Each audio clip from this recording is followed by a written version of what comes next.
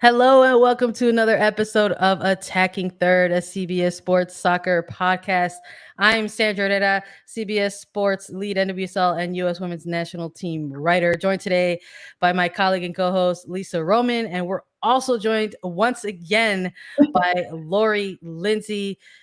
Currently NWSL analyst for CBS Sports. She made 31 appearances as a midfield for the United States Women's National Team from 2005 to 2013, and she helped the team to a 2012 London Olympics gold and earned a silver medal in the 2011 FIFA Women's World Cup. And she's back to help us recap this bronze medal match. Lisa, Lori, how are we doing today? I think we're doing okay. I mean, we got a medal, so I'm happy with that, but there's so much to break down in this game and so much to talk about. And thank goodness we have Lori here with us to give us all the dirty details from being a player at this level. How you feeling, Lori? Yeah, well, I'm feeling great. I'm extremely happy for the team. And then also, let's continue this on because we were talking behind the scenes. Listen, the gold medal match just got postponed even longer. So, yeah, we're here for everybody. It's another Olympic-sized episode for everyone. Just a reminder, we're going to be recapping this bronze medal victory for the United States. We're going to get into the match. What does it all mean? Thank you all for joining us. If you have enjoyed our context during the Olympics over the course of these last few weeks, just a reminder that you can follow us on Twitter at Attacking Third. Find us on Apple Podcast, Spotify, Stitcher, everywhere you can listen to your shows. And let's get into it. We did, I think, a pretty good job. I think in the last episode we set the table, right? We were talking about all sorts of things leading into this bronze medal match. We talked about how the United States got to this point. We touched a bit on Australia and how they got to this point. We took a deeper dive once again into that sort of 0-0 draw that they had to close out that final group play. And we had a lot of questions of how this match was going to look or possibly feel for both of these teams on each side of the ball. And in true bronze medal fashion, I think we got a little bit of a, hey, screw it, it's the final match, and let's bring it all in. We also talked a lot about maybe some of the missing parts that were going to come into play for both of these sides. For United States, and missing somebody like Alyssa Mayer, for Australia, missing somebody like Ellie Carpenter. And we were curious how this final starting 11 was going to look for the United States. So let me give us the rundown of who got tagged with the start, and then you both can hit me with your thoughts, feelings, and opinions on those. For the United States, they round out as follows. They had Adriana France starting as goalkeeper. They had Kelly O'Hara, Becky Sauerbrunn, Tierna Davidson, and Crystal Dunn to run out the back line. In the midfield, they rolled with Julie Ertz, Sam Muis, Lindsey Herrera, and to close out the front line, they had Kristen Press, Carli Lloyd, and Megan Rapinoe. Lori, I'm going to go to you first on this one, okay? Mm-hmm. For this starting 11, can you walk me through maybe what you were thinking the team needed to look like going into this match, and then what were your reactions when you saw this starting 11, particularly that attacking line? Yeah. Well, we even talked about this the last episode too, and this is not, I don't think, the front line that we expected for sure. I don't think we thought Carli or Megan Rapinoe would get the nod, but seeing Kristen Press in there was, I think, what was expected as well. But you know, and a big shout out to Tierna Davidson coming in the matches that she played, and then getting the start in this bronze medal. Is massive, I think, for her development and going forward, because she's going to be an integral part of that back line, at least I suspect, in the future. But you know, I think we needed exactly what we saw to start this game: some excitement, some fresh legs, some two players in particular with Carli Lloyd and Megan Rapinoe. Even though I was thrilled to see them in the starting lineup, I didn't think I would expect that, just the way the rotation had gone and you know, how I thought Flacco was going to line this team up. But those are two players that have been clutch throughout their entire careers to scoring big goals, and they you know, they delivered, quite frankly. And then the midfield, listen, still not, I don't think, what we expected. Those are three with Ertz, Sam Muis, and Lindsey Herrera, three that we had seen in there quite often. But in terms of like what I wanted to see more, which is a bit more of keeping the rhythm and dictating the tempo, we still didn't see it, but enough pressing, enough of the job getting done to solidify the bronze, really, to sum it up. Lisa, in terms of like this starting 11, I want you to hit me with like maybe some defensive thoughts, right? With your experience sort of locking things down in the back, what were you looking for from the back line in this match? And like, were you satisfied in sort of seeing this back four in front of French when you saw the 11 drop? Yes, I mean, we've talked about it, Sandra and I, throughout this Olympics of the back line for Vlaco in the United States. And he's made changes and he's rotated players in. But each time I come back to Tierna Davidson, she needs to be back there. Her partnership with Becky Sauerbrunn is really good. They have a good relationship that really balances each other out. And Dunn and O'Hara on the flanks, out wide in the back, they've been consistent throughout this tournament. O'Hara she's let me down at some points, I'm not going to lie. And I think that Australia did put a lot of pressure on her throughout this game, in this bronze medal match. But overall, I think it was a good matchup. And I know that Tierna Davidson has had a lot of fingers pointed at her based on how that Canada game went down and the penalty kick that was called on her. But she's the youngest player on this team on the field for the United States at 22, which isn't even all that young. And as Lori said, she is the potential future of this back line, and I believe she will be the future of this back line. So to get her all of this experience in this Olympic tournament alongside a player like Becky Sauerbrunn, who has a tremendous career at the international level and has so much leadership and can truly pass that along to her partner in that center back position is huge. And then, of course, Julia Ertz sitting in front.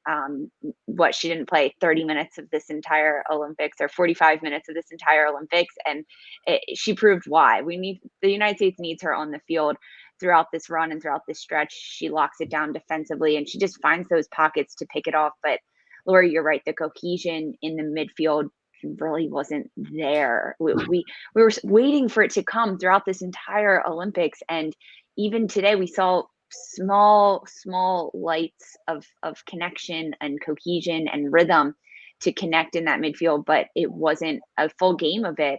But overall, a better effort. They got a win. They got a big win, 4 goals in the back of the net. So hey, that's good enough, right? It's good enough for the bronze. I mean, we're gonna express some joy here on this episode. I'm not going to act like we're not. We're going to express joy in the fact that this was a bronze medal victory for the team. But I think, in the spirit of how we've been covering these Olympics, there's going to be room for us to talk about that kind of stuff. And in this first half, things got off to a very, very quick start for this team. We're talking about a breakthrough opening goal in the opening 8 minutes, and it comes by way of Megan Rapinoe in like one of the most elite fashion like type of goal that you can get. She's runs over to the corner on a set piece and provides what's supposed to be service and ends up getting an Olympico in the Olympics. And this ball just bends into net, and they're off and running. And even prior, the lead up to that goal, quite frankly, the team just looked a little bit different, or maybe a little bit more familiar, depending on what type of eye you're watching this team with. Because I think, again, we've been talking about it all Olympics, that sort of very familiar, high press, intense attacking style type of team. That sort of element has kind of gone missing a little bit throughout this Olympic Games. When you guys watch that goal, Lori, when you're looking at a goal like that, that early in the game, what does that do for your team in a medal game? Well, I think in general, it is like, you're like, hell yes, it alleviates some pressure, right? You get momentum, especially because I think, we haven't talked a lot about, or you two potentially have, but I think the U.S. thrives on goals. They thrive on what you just said, Sandra, like high pressing, energy, right? You get that from fans. And I saw during the game, actually, like a picture after Megan went to line up for that corner kick. And I'm like, is this like a manufactured photo? I'm like, what is happening here? Because honestly, there's no one else you can see in the photo. It's Megan about to line up, and the way that the angle is, all you see is the assistant referee, and then everything else is completely empty, right? And I think that alone has to be expressed too on how difficult this is for these teams and playing in front of these empty stadiums as well, especially a US team. But when you're not doing that, yes, after not scoring many goals, which the US is so accustomed to doing, to get off on the front foot against Australia, knowing that they have the ability to score goals. We saw that in this game. Awesome. And to score it like Megan did, Olympico, as you mentioned, it is massive, right? It's massive in terms of alleviating pressure and also just like igniting that joy that we've all been talking about that seems, or the cohesion that seems to have been missing. So, yeah. And alleviating that pressure also coming from the Matildas. We mentioned the start of this game, and it was fast paced. It was high intensity. There was pressing all over the field, and the Matildas, they were putting a lot of pressure on the United States. It was pretty even, I want to say, for the first 5 minutes of just teams figuring out where their opponents were, the matchups on the field going against their opponents that they were battled up with 1v1. And to get this goal within the first 10 minutes on a set piece opportunity does change the game because it was a set piece opportunity. And those were corner kicks and set pieces that the United States haven't been drawing in their attacking third throughout this Olympic Games. They were getting into their attacking end, but not getting the ball over the end line to draw those corner kicks and get those opportunities. And when you're creating so many chances in a high intensity moment like that, every player on the field, as soon as that ball went in, they were like, yes. But they looked, they were like, wait, it just happened so quickly because the game was moving at such a fast pace. And then bam, back of the net. Their facial expressions were amazing. It was like, what? Yes. It was hilarious to watch them change on the camera. Yeah, no, we talked about that a little bit. I mean, Lori specifically, you were like, we need to see the joy. We need to see the passion. And I think to have that type of goal kind of kick things off and set things in motion, it really does sort of, again, set the table for things for sure. But it was this first half in particular was incredibly quick, fast paced, back and forth type of tempo. I mean, we're talking about Australia getting an equalizer just, maybe like 10 minutes later. I believe this goal happened in the 8th minute, and then Australia's equalizer happened in the 16th. So it was like end to end, really. And we were talking about her all last episode as well. Sam Kerr comes up with this equalizer, and let's talk about how this comes to light. This is not to take away against Sam Kerr and her ability on the ball. We know how lethal she is. We've seen her scoring goals, quite frankly, all over the world in different leagues, and doing it for Australia on the big stage in a big moment like this. Lisa, defensively, let's talk a little bit about how this equalizer came to life. Bit of a poor decision from Davidson. You got to call that out and see it like you see it. But honestly, also maybe a question of how savable a shot like this is for a goalkeeper once it does get past your defenders. A goalkeeper is essentially the last line of defense, right? So you're looking at those sort of things, and those are questions that we raise up. But what did you kind of see on this breakdown or miscommunication on this equalizer? Yeah, this equalizer did come from a mistake, and actually the next goal did as well. There was a few mistakes happening defensively all over the pitch, but this one was just bad passing and bad angles between the center back duo of Tierna Davidson and Becky Sauerbrunn. It was the mistake from Davidson trying to pass it over to Sauerbrunn and not realizing that she had high pressure from Australia waiting right there to jump on this. And then as soon as Australia does pick up the ball and they start to move quickly, they didn't have too much yards to cover, too many yards to go before they were right in front of the goal mouth. And I believe AD French gets a hand on this as it goes towards the net. She does try to save it, but it's a mistake on both ends, the defensive end and even the goalkeeping end. I think French was a little caught off guard at how it came to her because her team did have the ball. The Tierna and Becky Sauerbrunn were looking to pass and play out of the back, not expecting this quick transition. But hey, that's what Australia does when they pick up the ball, and none other than Sam Kerr, who's able to get this finish, which is exactly what she does. It was really a brilliant finish from Sam Kerr on a really nice through ball from her. But the fact that French did get a touch on it makes me think that she could have gotten more. I think she was off balance on the save as it came in, but the mistake, that can't happen, especially with 10 minutes after the United States goes up. That's when this United States team needs to be so tuned in and so turned on to the game at hand and what's happening, and looking to keep building on that momentum, not allow another team to switch and change the gears of the game at that point. But again, like, congrats to Sam Kerr, because it was a really well finished shot, and they stayed in this game throughout the entire 90 minutes. Australia never backed down. Yeah, I mean, Lori, United States though, this first half, ridiculous. They came right back. Yeah, we're talking 4 minutes later. Yeah, and Megan Rapinoe having a game. Yeah. Totally. Up until this point, immediately gets the team the go-ahead goal in the 20th minute. You're talking just 4 minutes after Australia gets this equalizer from Sam Kerr, and this you don't imagine that you can connect on goal somehow better than an Olympico. But here comes Megan Rapinoe with a clinical finish and just slots this ball away in the 20th minute to give the United States a lead once again. What's your breakdown of that goal? She lives for these moments. Let's be honest. Listen, I've known Meg for a long time. We've been close friends for the same amount of time that we've known each other. And like, listen, the joke used to be that Megan was like checked out during training. This is early in her career, right? She's developed as a professional quite a bit. Yeah, she's a gamer, right? This is what she lives for. She lives for the limelight. She lives for these moments, and she's going to find ways to carry this team when needed.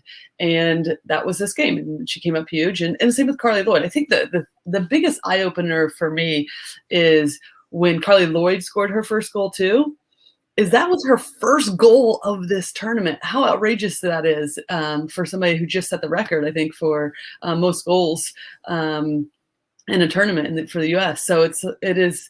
I think that just puts a little bit in perspective on like the wild ride that this tournament has been. But just side note, going back to what Lisa was saying, that is a savable goal. AD French would know that the number one rule as a goalkeeper, you don't get beat near post. She got beat near post, right? Regardless of how quickly it comes.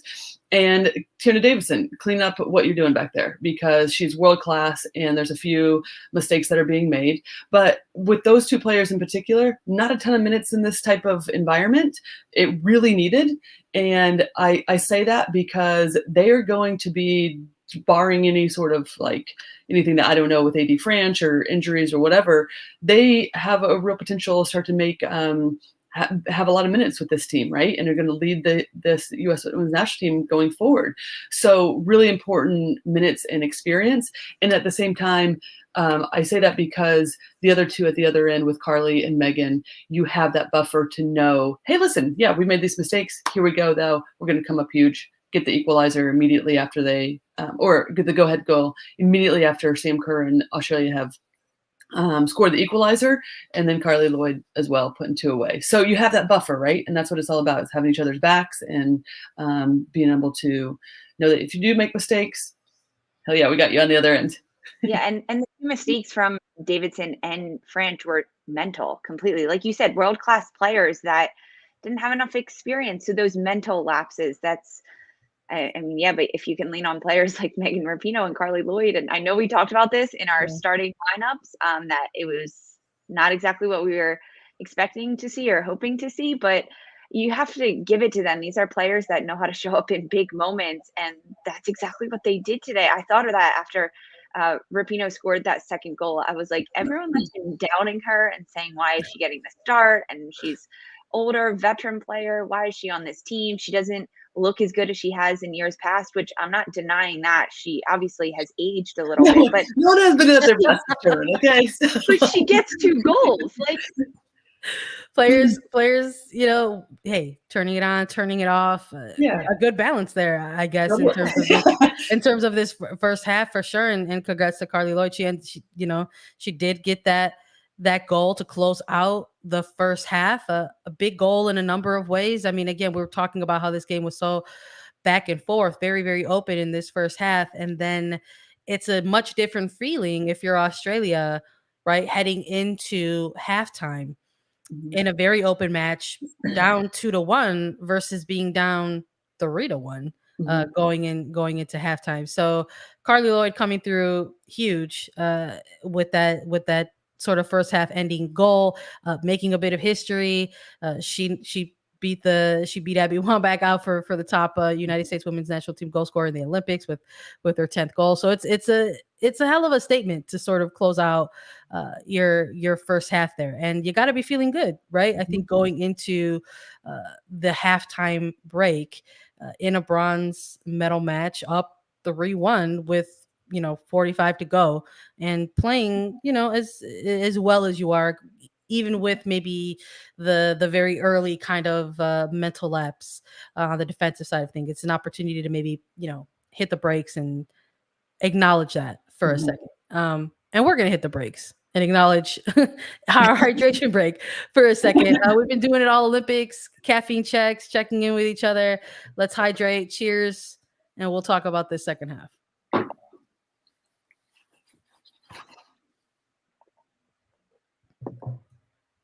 All right, let's get into the second half. Believe it or not, there were more goals to be had in this match. If you're just joining us, just waking up, let's walk you through it. Let's get into all of these remaining goals.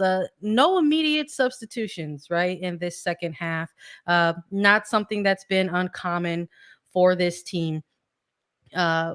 We have seen head coach Vlatko Andonovski make a number of rotations, make a number of substitutions throughout the entire Olympics, but nothing, I think, in this match up until this point maybe signaled like, hey, we should absolutely be making immediate halftime substitutions. And of course, it paid off once again, because we got 5 minutes into this second half. You're talking about Carli Lloyd also saying, hey, it's not just Megan Rapinoe who's going to be walking away with a brace on this day. I'm gonna get involved here too. And she extends the lead some more for the United States and makes it 4-1 for Team USA in the 50th minute. Lori, again, we're talking about what these type of goals do for a team and their mentality in big games like this.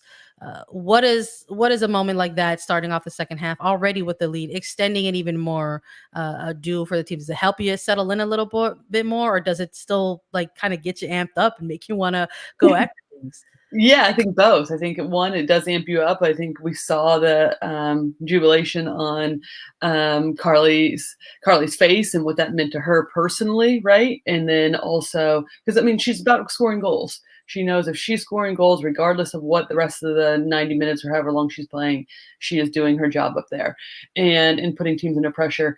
And also, I think, yes, it does give you a little breathing room, because as I'm sure we'll get into in a second, there will be more goals from Australia. So, and I also think in this tournament and potentially going forward, regardless of how good we are defensively, listen, like, this is an Australian team who, years past, I think for a lot of teams, they would be like, all right, 4-1 deficit against the US is like, there's no way we can come back, right?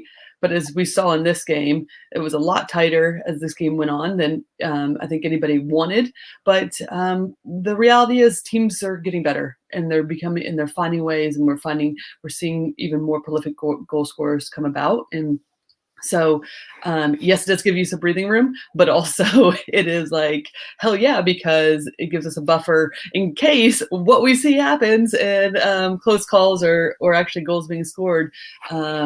It's difficult when you have that many goals ahead for teams to actually come back, even though it was close. Lisa, Australia gets another goal just 3 minutes later. You're talking about the United States, again, coming off on the front foot, getting a goal in the opening 5 minutes of the second half. And like Lori said, it's doing a couple different things for the team. But Australia comes back just 3 minutes later, and I mean a good goal, like another goal where it exposes some things defensively. You got Caitlin Ford connecting on a header, and it's making things a little interesting for the second half as she cuts into the lead for Australia and makes it 4-2. What's going on this goal defensively? Well, a lot of times when teams go up, like Lori just mentioned, you go up, you're down 3 as an Australian side against this United States team. You can get deflated, but honestly, it fired up the Matildas. They were whipping crosses in, they were getting chances in the box. They were putting the United States defense under a lot of pressure that they were handling okay. But as soon as this cross came in and you saw Caitlin Ford, she actually had to reach back for this one. The ball came in behind her, which makes this header and this goal even that much more remarkable to see. Immediately, Australia just attacking the United States and not giving up and not letting down. This goal was really big for Australia because now they just essentially they put them ahead one more. So now it's only 2 down behind the United States.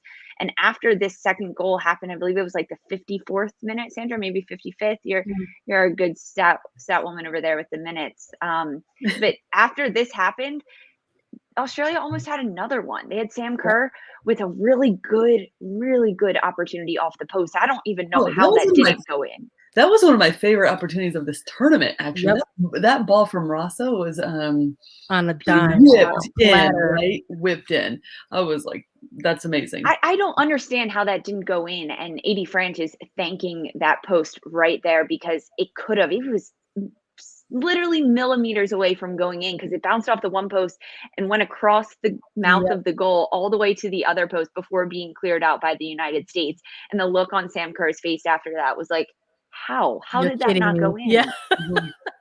And I think she knew that too. That was the difference maker, right? Because like if that goes in, then that changes the course of the game in terms of swinging momentum consistently. Australia being able to put more pressure, and just again, like what we've been talking about is like the belief, right, against these teams. Like that is the biggest challenge for the U.S. now is like teams aren't fearing them in terms of mentality and like fitness, and these teams can attack too. So there's some differences here in terms of belief with a lot of these teams now. I'm almost curious too if that goal for Kerr, if that opportunity for goal for Kerr does translate into a goal.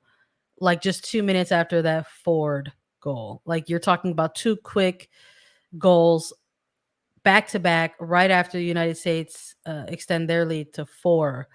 And you're talking about a 4-3 game potentially at that moment and what that looks like and what that means and what that maybe presents to the coaching staff really for the United States. Because even though it didn't go in and this match was still 4-2 at this point, we did start to see some adjustments being made for both sides of the ball right around the hour mark. So while the Matildas were making their substitutions, you had Rose Lavelle come into the game, Tobin Heath come into the game right at the hour mark. So I'm a little curious about how much of it was planned versus how much of it was momentum and the tempo of the game at this point, because they're coming on for Sam Muis and they're coming on for Megan Rapinoe again, who at this point is having herself a game in this match. So I'm a little curious, about that type of stuff. But even though that opportunity doesn't cross the line for the Matildas, it still remained a pretty active game. I think at points of this second half, it sort of felt like either one of these teams could get another goal. And obviously, if it would have been the United States, it would have been a little bit of cementing some things. But if you're Australia, if you do get that third goal, it can change up everything. Absolutely. Looking ahead deeper into maybe the final 15 of this match, you've got a 4-2 lead at the moment. Things are feeling pretty good. I think if you have a 2-goal lead in the final 15 minutes, right? Even if it is a pretty open and wild game, maybe you're going to shift things around and try to lock things down defensively and try to organize things. And we started to see some tactical changes there towards the end, right? We started to see the five back from the United States and in an effort to sort of close things out. But in true bronze medal Olympic fashion, that doesn't happen. We were talking in the 89th minute, Australia gets a goal, and all of a sudden it's 4-3 in this match, and you're saying, oh no.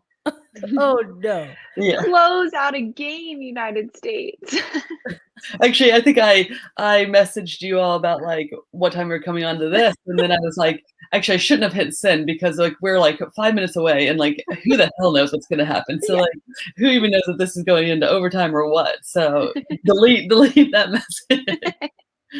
That's what did it. We're gonna put it on. Yeah. Lori provided the catalyst for chaos. It was delicious. 89th minute. The officials signaled that there's going to be 4 minutes of stoppage time. That's a lot of time in a game like this. And then on top of that, unfortunately, we saw Alex Morgan come off of the pitch with an injury. And this, on top of the 4 minutes of stoppage time, the official takes note of additional injury time. So it's a very frantic sort of closing final minutes of this game. But the United States hang on and are able to walk away on this day as bronze medal victors. And I think for now, for this first part of this next segment of what does this all mean, right? As we're sort of taking a look at the Olympics as a whole, for now, in terms of the silver linings, let's say, in terms of the positive aspects, Lori, walking out of this tournament with a bronze medal for this team, considering how they started, what does that mean for this team? Oh, it's massive. I mean, I think, listen, like anytime you can medal in the Olympics, these tournaments aren't easy. I mean, it seems like they're smooth sailing a lot of times, I think, because we've been so dominant. The U.S. has been so dominant in every single tournament, really, right? I mean, the amount of medals this team has won will never be matched, and it's quite remarkable. However, as we're seeing, competition is growing. It's the parity is tightening, and so it's just, which is amazing for the sport. But for this team, for the way that, as fans, as people who love this sport, as people who've been close to the team, whether we played on the team or not, it is, to get a bronze medal is massive, especially with the way that this tournament has gone. I mean, as we're all saying, thank goodness this tournament is over. Yes, we have a gold medal match, but goodness gracious, get us out of here, because it has been a wild ride, and quite frankly, we're all tired, and so are the players. But listen, we know it hasn't been the best soccer for the U.S. So to come out, turn around after playing in the semifinal, you don't want to go home without anything less than a gold, but then have to play for a bronze medal. That is not easy. That might sound ridiculous, but it is not. It is tough to turn the switch, to have to like get yourself pumped back up after a team that you've already played against. So massive credit to this team to come out. And I have some additional thoughts, but I'll leave that for the next part of this Lisa, talk. Was this game everything you had hoped for? And do you believe? What a lofty question, Sandra. But do you believe that even though this wasn't the gold medal game that they had their sights on, is this something that the team can sort of look back and hang their head on? Because I mean, let's be frank. I mean, when we're comparing teams, there's a certain level of expectation for this type of team. And in 2016, the headlines were that they fell short. I mean, it was epic. It was huge. It was something that had never happened. They walked away from the 2016 Rio Games without a medal. And here they are in the Tokyo Games. And again, they had set their sights on a gold, but they're walking away with a bronze medal from a tournament that was not easy for them. And they can look back and say, we achieved something that we were unable to achieve in the Rio Games. Okay, Sandra, you are finding the silver linings, and I really appreciate that. I Yeah. really do. And this game was better than anything we had seen throughout this Olympic tournament and over the last 6 games. This was the United States' best one. However, it's still not the team that this team has traditionally been. Against Australia and in this matchup, they were passing sharper. They were playing a lot quicker, 1-2 touches only on the ball and immediately getting the ball out from under their feet, finding their passes, whipping them in. It was cleaner play all over the pitch, especially on the defensive side and the high press from the forwards. That was the high energy and the high intensity showed more of the joy that we hadn't seen from this United States team throughout this Olympic stretch. And it's really hard to judge for me if this was a good game for them, because honestly, it wasn't the best game from them that I've seen. But when you compare it to the way they've played previously over the last 2 weeks, yes, it was much better compared to Rio. When you look at the grand scheme of things, yes, they're leaving with a medal and a bronze medal. And although the competition across the world and internationally is getting better, which is tremendous for the leagues and for the sport overall, that's huge. But the United States is still a very good team. There's so much talent in this country that they need to really be building on and continue to grow. And the fact that they've been at the top for so long, I wasn't sure that they realized how close behind their opponents were, right on their backs leading into this Olympic tournament. So we saw better things against Australia. We saw much better things, a cleaner game, a more concise game, a more high energy game from this United States team. But there is so much going forward that I'm sure we'll talk about, because I want to hear Lori's thoughts on this. But things are different. The fan base cannot expect certain things anymore from this team, and they can't expect themselves to just waltz out onto the field and do it, which I don't think they did that by any means heading into this. But it's still a harsher look at this team and this game and this Olympic tournament. But yes, they are leaving with a medal, a bronze one, but hey, it's a medal. Let's stay on this comparison for just a quick second, because for people who are coming into this Olympics for the first time, because that happens in international tournaments. International tournaments generate a lot of buzz, a lot of interest, and a lot of people make their introduction into supporting certain teams within big moments like this. So for people who are unfamiliar, when that 2016 elimination happened, it was huge. Mm-hmm. It was absolutely dominating the headlines. And I will remind us and anyone else who needs it, but I remember a lot of some of the conversation exiting that Olympics was similar to some of the things that we were seeing within this Olympics as it was still going on. I mean, I remember even in 2016 where people were telling Megan Rapinoe that she was old and didn't need to be there. I mean, this is 4 years ago. You know what I mean? So there's still this narrative that's there. They were telling Carli Lloyd the same thing. They were saying Heather O'Reilly was named as an alternate for that roster in light of some of the conversations that were being had about the team and wanting to maybe start a quote unquote turnover and like looking ahead to the 2019 World Cup and stuff like that. So here we are. And a lot of that conversation was ongoing during this tournament. It wasn't even, people weren't even waiting for this Olympics to be over. Quite frankly, it was happening right when they suffered that 3-0 loss against Sweden in that opening Olympic group match. So in terms of staying in this sort of time frame and these similar narratives, I mean, we're here in the Tokyo Games. Lori, is this still the same perspective that people should be having? Is it normal? Does it make sense to maybe take a look at these last two Olympics, not just this one, and then say, yeah, there maybe needs to be some different looks as this tournament comes to a close, and then a coaching staff looks ahead to the 2023 World Cup? Well, listen, I everyone's going to talk, right? The bigger this game gets, especially on the women's side, the more people are going to chime in, especially every 4 years, and have their opinion. This person needs to go. And regardless if you played at this level or not, and you just think you have the better perspective than anybody. It's always fine. That's amazing, right? Oh, know. Okay, great. Let's listen to you. And obviously you being universally, not you two or anybody that we actually value their opinion, but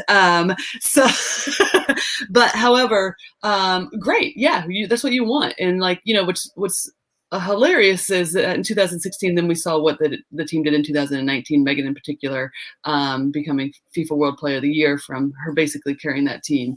So, and people I think forget that Megan had come right off of an ACL injury in 2016. And then fast forwarding to here. Yes. I mean, listen, these conversations are always going to, if the team that you care about isn't playing or performing to the level that you feel like they are, then yes, you're going to start pointing fingers. I think what's important though, is this isn't just, yes, we can start naming off everyone's ages, and we all know, right? We all know that, yes, there needs to be some turnover. Listen, it's like, the cycles are going to start to probably shrink more and more because the level of competition is becoming that much tighter, and to play at this level for the amount of years that we've seen is more and more challenging, because it's just athletically, it is it's going to become tighter and tighter, right? And the more games you see at the club level, it's just a more wear and tear on the bodies. However, I think it's important to remember that Carli Lloyd and Megan Rapinoe in particular, that a lot of fingers are being pointed at as like older players, they didn't even start the game against Sweden. Okay, so we're talking collectively as a unit. This has not been the best tournament as a whole for the U.S. Right? Players that we expected, Sam Muis and Lindsey Herrera, right? Crystal Dunn, that we expected to have some like bigger impacts, right? Didn't. Now, listen, we could break that down, and I'm sure we will get into that even more on why that is. We're not just going to say, hey, you didn't perform well. I think tactically there's some things that are involved, and why that didn't bring out the best attributes in players. However, this is a smaller roster, and we were shell-shocked against the Sweden team. And quite honestly, clearly it was difficult for them to bounce back from that, right? And I think it's an important point that you make in bringing that up, because I don't think that's, I'm not sure if that's discussed enough. Actually, it's because it's just true. I don't know what it is about the Olympics, but for some reason it just looks, because we're the ones watching it at this point, not playing in it, but it just looks, and I'm sure for the players feels like a much harder tournament than the World Cup. And we hear that a lot coming out of this. I don't know if it's just the fact that it's fewer teams that are able to compete. It's much more difficult to qualify for a tournament that has only 12 teams in it, going for 3 medals. And then just the very quick turnaround in between games, leading into knockout rounds with the same exact quick turnaround. It's just a very, very hard competition to compete in. So that being said, I would like both of you to weigh in on this. And Lisa, I'll have you go first. In light of all that, right? Because I know this is the fun stuff where we try to break down like what comes next and this and that. But I think we got to maybe take a moment to maybe try to find these bright spots for either of you. Because we also hear about this coming out of tournaments, about breakout players and players who have like big games and big moments. Who is it on this United States women's national team in this competition that we can maybe look at and point at and say, okay, you had a strong showing in this type of tournament, or you got next? Who is that, or who could that possibly be for either of you? Lisa, I'll have you go first. Yeah, that's a really good question, Sandra. No wonder we put you in the seat to ask the questions. Dang. Well, listen, we're gonna need you to answer this too, Sandra. So right. Yeah. We're turning this around on you. That's sure. Fair. So there were certain players that did stand out to me. I think Alyssa Mayer had a very good tournament before her injury. She did have a very good tournament. She kept this United States team in games more so than if someone else was in there. And that's not to say anything about AD French, because she also had a big role to fill. But I think Alyssa Mayer was a player that came into this tournament very prepared and very ready to put this team on her back and keep them in games, which she did. Another player that we actually didn't see against Australia, but I believe has a very bright future with this squad and this team from the glimpses that we saw, was Lynn Williams. When she came in and she could provide the pressure up top and the darting runs in behind. We talked about this a little bit. I believe it was just us three. I don't even think it was on air, but seeing her in that 9 position, in that center striker forward position, could be really big for this team moving forward. And that's a tactical adjustment, Lori, that you touched on, that maybe needs to change for this team and this squad. And that goes to show that the coaching staff can't just continue to play the same tactical formational play that they did under Jill Ellis, and maybe things do need to change. And with a player like Carli Lloyd in there, no, you're not going to see Lynn Williams in that 9, because that's Carli Lloyd's bread and butter, and she won't be as dangerous if she's out on the wings. But for Lynn Williams, when she got her moments, we saw it, a goal and an assist from her in the game that she played. But she's a player that I think could do a lot for the future of this team in her mindset and her energy and her effort that she brings on both sides of the ball. She needs to be a little bit more clinical in certain things. And now I'm just nitpicking here, but those are my 2 players I think that really stood out to me throughout this tournament and looking forward. Despite everything else that was happening, I'm really trying to find the diamonds in the roughs here in a sense of it.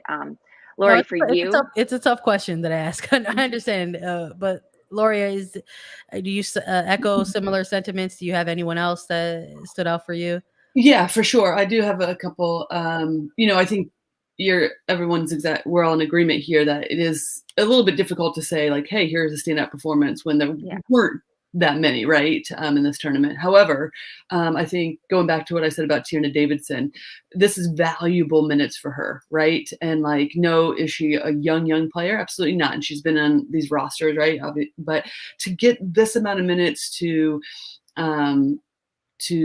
at this international level, I really believe she will be a starting center back for this team. And I would still like to see her in that number 6 role at some point in time as well. I've been saying that for close to a year now, and what that could look like as a different type of 6 than a Julie Ertz. However, I'm not sure we're going to see that right now, because she seems to be solidified in that center back spot. So I think regardless of, the mistake today, I feel like she's resilient and is a bright future. Also, I don't think we can underestimate how important it is that these 22 players, the 4 were elevated to an actual 22-player roster, because Catarina Macario, the experience that she would be getting outside of the few minutes that she played in terms of how players are handling the adversity in this tournament, the preparation between each matches, to be able to look to these older players, regardless of stepping on the field that much, will be invaluable, because there's no doubt that she is a bright talent going forward, and she will be needed in years to come. So we didn't see her much on the field, but behind the scenes, I guarantee you she was soaking it up, and there will be moments that will stick with her. Yeah, and there's so much to learn when you're not on the field, like a player like that. Even watching in post-game media availability with these players and what they're saying and how they're responding to these games is so big for the mental and the maturity side of the game for her. That's a really good point, Lori. Yeah, well, because Tierna Davidson was also one of those players that was made available, during some of the post or the pre match day availabilities, and that's a tall task to be asked to be one of the faces, such a tough losses, and she handled it quite well. But I'm in agreement with both of you. I think on the offensive side, it's somebody like a Lynn Williams. On the defensive side, it's somebody like Tierna Davidson, who I think people are going to be looking at coming out of this particular tournament. And I don't think that should be overlooked for Macario and this experience. I mean, while she didn't get a ton of minutes out on the pitch, so for us to be able to say like, oh, she's someone we've got our eye on because of how she performed, I mean, the jury's currently still out just because of the limited time. But getting these particular players in these moments is huge. I mean, a huge part of getting this experience is so that when you are looking ahead to sort of the next phase of this cycle, you have got players who have been involved in was a real pressure cooker, quite frankly. Which, we heard glimpses and bits and pieces about that throughout this tournament, the pressure of that. I mean, it can't be overlooked that, this Olympics was an Olympics that being played through an ongoing pandemic. We cannot negate that. We cannot ignore that. Many teams, players, however you're looking at whichever side of the ball, lost a year. And then all of a sudden accelerated themselves to try to, be ready for a tough tournament like this. So to have these younger players in the mix with this team specifically, even without getting start or extended minutes, in my opinion, can only benefit the team moving forward. Absolutely. And in the meantime, you're looking at their performances and you're, keeping tabs on what they're doing when they are getting that significant play. And for somebody like Macario, who's overseas at the moment, playing in France with Lyon, or somebody like Davidson, who's always getting regular starts in NWSL, or Lynn Williams, who's always getting regular starts in NWSL, we're seeing what they can do. And then having these experiences for them to sort of look back on and rely on will absolutely be helpful down the stretch. But in terms of outside of this current roster, looking outside of it, this 22 player squad, and then really what's going to be another kind of quick turnaround, because we got a World Cup coming up in 2023. And I think there's always this level of assumption that this is the time to kind of do a turnaround on the squad, or take a deeper dive and look into your pool of players. And I think that there's a real assumption there that that's going to happen with this team. I myself am not 100% sold on that. I'm not, and again, I'm going to just lean back on all of the things that I already mentioned, because this team's, yes, they're going to have to prepare for a World Cup that's going to take place in 2023, but it's in like 18-ish months, not really 2 years, number one. Number two, again, they're still preparing for another major tournament in what's an ongoing pandemic. That's another huge factor as well. Those things come into play. So I'm not too sure how much different this squad could potentially look. They'll be bigger because, obviously the World Cup is going to have 23 players, and who knows if by the time 2023 comes around, if any rules will change towards that, maybe it'll be a little bit of a bigger squad, who knows. But in the meantime, what we do hear about is this constant competitive environment that takes place for the United States women's national team, that it is constantly a place where players are coming in to compete day in, day out, both be each other's own competition and each other's, support system, really, and helping elevate each other's game. So as we're looking ahead a little bit, maybe let's take a look at the three different lines. Who would you like to maybe see get inside of some of these national team camps as the next 18 months sort of start playing themselves out? Who are you looking for on the defenders, on the midfielders, and on the forward line side of things for head coach Vlatko Andonovski to get in there and really get in the mix? Lori, I'll have you go first.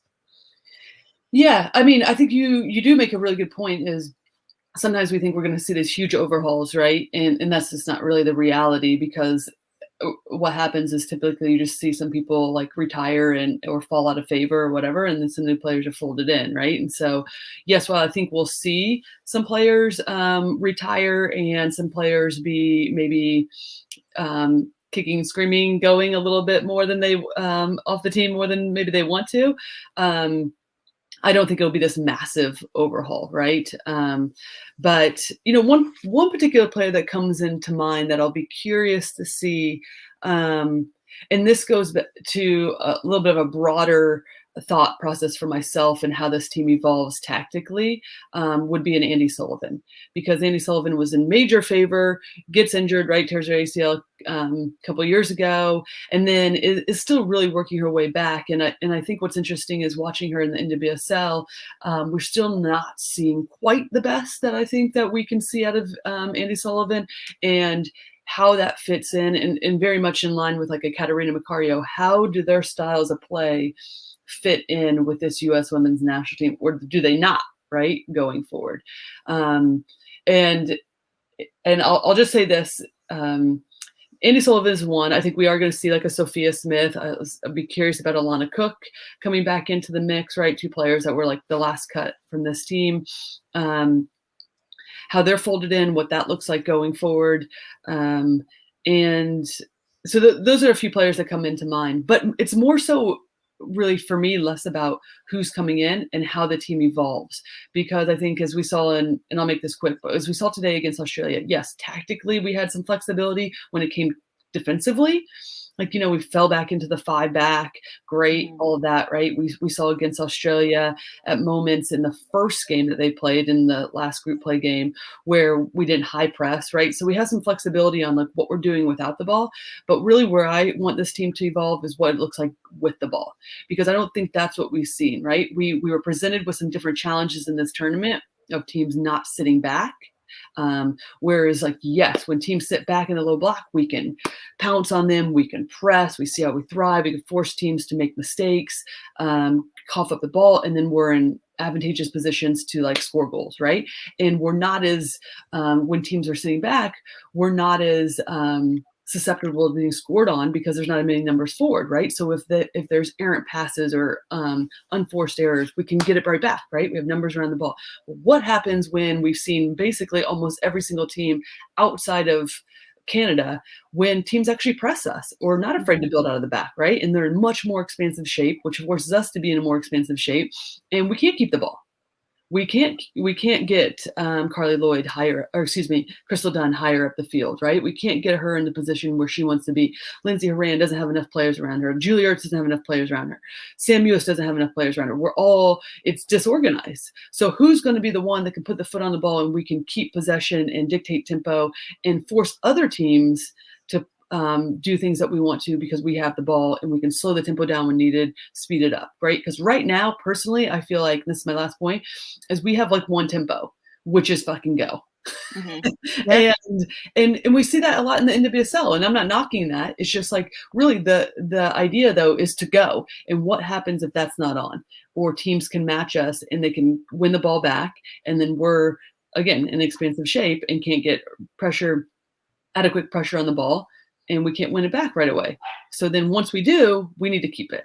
And those will be the nuances I feel like that have to evolve within our team, because we're going to be presented with a lot of different looks now that teams can match us in different areas going forward at the international. Those are all really valid points to bring up. And of course, like, I'm asking these questions to you guys under the assumption that it's going to be, Vlatko Andonovski for the remainder of the week. Because I think we're all kind of collectively in agreement where it's like he's going to be given the opportunity.